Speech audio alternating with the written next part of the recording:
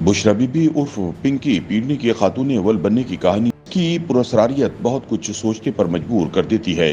कहानी का आगाज अगरचे बहुत सादा तरीके से होता है, जब एक लेजेंडरी क्रिकेटर इमरान खान सियासत के मैदान में इस यकीन के साथ उतरते हैं कि वो हमेशा की तरह आएंगे और छा जाएंगे।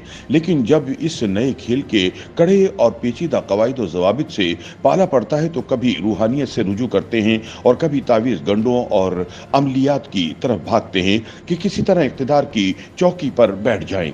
इसे इत्तफाक कह लें या खान साहब की किस्मत के उनके एक घाक और शातिर दोस्त ने उनकी ये बेचैनी भांप ली।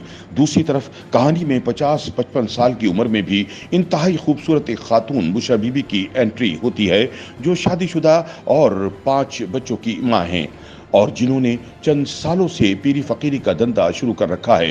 जो लोग पाक पतन के रिहायशी हैं या वहाँ के सूफी बुजुर्ग बाबा फरीद शकरगंज के अकीदतमंद हैं, उन्होंने 2000 की दिहाई में बुशरा बीबी अल मारूफ पिंकी पीरनी का नाम भी जरूर सुना होगा।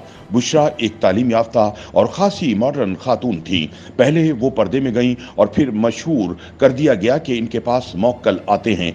अब हुआ कुछ यूं कि पाक पतन आने वाले बहुत से अकीदतमंद अपनी परेशानियों को लेकर पिंकी पीरनी के डेरे पर भी आने लगे। वो किसी को वजीफा बताती और किसी को अपने मौक्कलों की वसातत से खुशखबरी सुनाती। बुशरा के शौहर Khawar Manika senior custom officer साबिक वफाकी वजीर गुलाम फरीद मानिका के बेटे थे, तो उनका हल्का अहबाब भी खासा वसी था। ओन चौधरी का शुमार भी उनके करीबी लोगों में होता था और जाहिर है कि पीरनी का लिबादा ओढ़ने से पहले बुशरा का भी उन सबसे आजादाना मेल जोल था। खान साहब को बुशरा बीबी की चौखट तक ओन ही लेकर आए थे और उस वक्त तक पीरनी बुशरा बीबी ना सिर्फ एक पीर की मुरीदनी थी बल्कि किसी पामिट से भी राब्ते में थी। कहते हैं कि वो जब किसी असर व रसूख वाले मुरीद को बशारतें देती तो मुख्तलिफ ज़राए से तस्दीक भी कर लेती कि कहीं कुछ गलत ना हो जाए। खैर, कहने वाले तो ये भी कहते हैं कि 2015 में जहांगीर तरीन की जीत सियासत के मैदान में बुशरा बीबी की पहली पेशगोई थी, जो सच क्या साबित हुई। खान साहब तो उनके बिन देखे मुरीद हो गए। बात की कहानी बारहा दोहराई जा चुकी है कि खान साहब किस तरह रातों को उठ उठकर पाक पतन जाने लगे और किस तरह बुशरा बीबी के असीर हुए। दरोग बगरदन रावी वगर कहते हैं कि जब बुशरा बीबी को खान साहब के वजीर आजम बनने की यकीन दहानी एक पामिस्ट, एक पीर और उनके नाम निहाद मुवक्किलों ने भी करवा दी तो वो और इनके शौहर सर जोड़ कर बैठे। सौदा घाटे का नहीं था, यानी 33 साला अज़दवाजी जिंदगी को दाव पर लगाया जा सकता था। फिर वही हुआ जो कहानी में आगे लिखा जा चुका था।